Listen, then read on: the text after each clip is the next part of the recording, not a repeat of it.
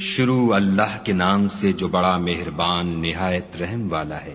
تارے کی قسم جب غائب ہونے لگے کہ تمہارے رفیق محمد صلی اللہ علیہ وآلہ وسلم نہ رستہ بھولے ہیں نہ بھٹکے ہیں اور نہ خواہش نفس سے منہ سے بات نکالتے ہیں۔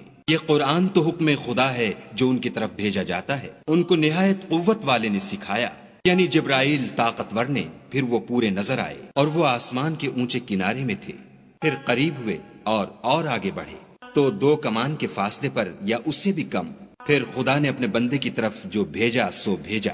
جو کچھ انہوں نے دیکھا ان کے دل نے اس کو جھوٹ نہ جانا۔ کیا جو کچھ وہ دیکھتے ہیں تم اس میں ان سے جھگڑتے ہو؟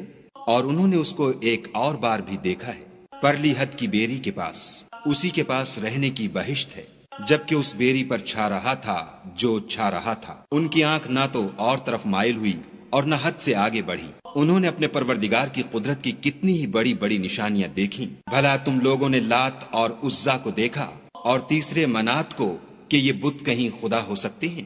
مشرکو، کیا تمہارے لیے تو بیٹے اور خدا کے لیے بیٹیاں؟ یہ تقسیم تو بہت بے انصافی کی ہے۔ وہ تو صرف نام ہی نام ہیں جو تم نے اور تمہارے باپ دادا نے گھڑ لیے ہیں۔ خدا نے تو ان کی کوئی سند نازل نہیں کی۔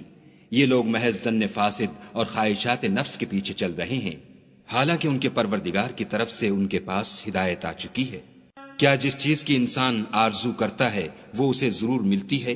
آخرت اور دنیا تو خدا ہی کے ہاتھ میں ہے۔ اور آسمانوں میں بہت سے فرشتے ہیں جن کی سفارش کچھ بھی فائدہ نہیں دیتی مگر اس وقت کہ خدا جس کے لیے چاہے اجازت بخشے اور سفارش پسند کرے۔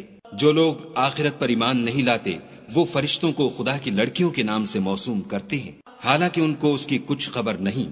وہ صرف ظن پر چلتے ہیں اور ظن یقین کے مقابلے میں کچھ کام نہیں آتا۔ تو جو ہماری یاد سے روگردانی کرے اور صرف دنیا ہی کی زندگی کا خواہاں ہو اس سے تم بھی منہ پھیر لو۔ ان کے علم کی یہی انتہا ہے۔ تمہارا پروردگار اس کو بھی خوب جانتا ہے جو اس کے رستے سے بھٹک گیا، اور اس سے بھی خوب واقف ہے جو رستے پر چلا۔ اور جو کچھ آسمانوں میں ہے اور جو کچھ زمین میں ہے سب خدا ہی کا ہے، اور اس نے خلقت کو اس لیے پیدا کیا ہے کہ جن لوگوں نے برے کام کیے ان کو ان کے اعمال کا برا بدلہ دے، اور جنہوں نے نیکیاں کی ان کو نیک بدلہ دے۔ جو صغیرہ گناہوں کے سوا بڑے بڑے گناہوں اور بے حیائی کی باتوں سے اجتناب کرتے ہیں، بے شک تمہارا پروردگار بڑی بخشش والا ہے۔ وہ تم کو خوب جانتا ہے۔ جب اس نے تم کو مٹی سے پیدا کیا اور جب تم اپنی ماؤں کے پیٹ میں بچے تھے تو اپنے آپ کو پاک صاف نہ جتاؤ۔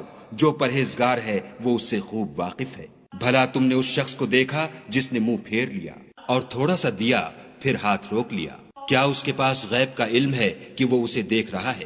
کیا جو باتیں موسیٰ کے صحیفوں میں ہیں ان کی اس کو خبر نہیں پہنچی؟ اور ابراہیم کی جنہوں نے حق اطاعت اور رسالت پورا کیا، وہ یہ کہ کوئی شخص دوسرے کے گناہ کا بوجھ نہیں اٹھائے گا، اور یہ کہ انسان کو وہی ملتا ہے جس کی وہ کوشش کرتا ہے، اور یہ کہ اس کی کوشش دیکھی جائے گی، پھر اس کو اس کا پورا پورا بدلہ دیا جائے گا، اور یہ کہ تمہارے پروردگار ہی کے پاس پہنچنا ہے، اور یہ کہ وہ ہنساتا اور رلاتا ہے، اور یہ کہ وہی مارتا اور جلاتا ہے، اور یہ کہ وہی نر اور مادہ 2 قسم کے حیوان پیدا کرتا ہے، یعنی نطفے سے جو رحم میں ڈالا جاتا ہے، اور یہ کہ قیامت کو اسی پر دوبارہ اٹھانا لازم ہے، اور یہ کہ وہی دولت مند بناتا اور مفلس کرتا ہے، اور یہ کہ وہی شعرا کا مالک ہے، اور یہ کہ اسی نے عاد اول کو ہلاک کر ڈالا، اور سمود کو بھی غرض کسی کو باقی نہ چھوڑا، اور ان سے پہلے قوم نوح کو بھی۔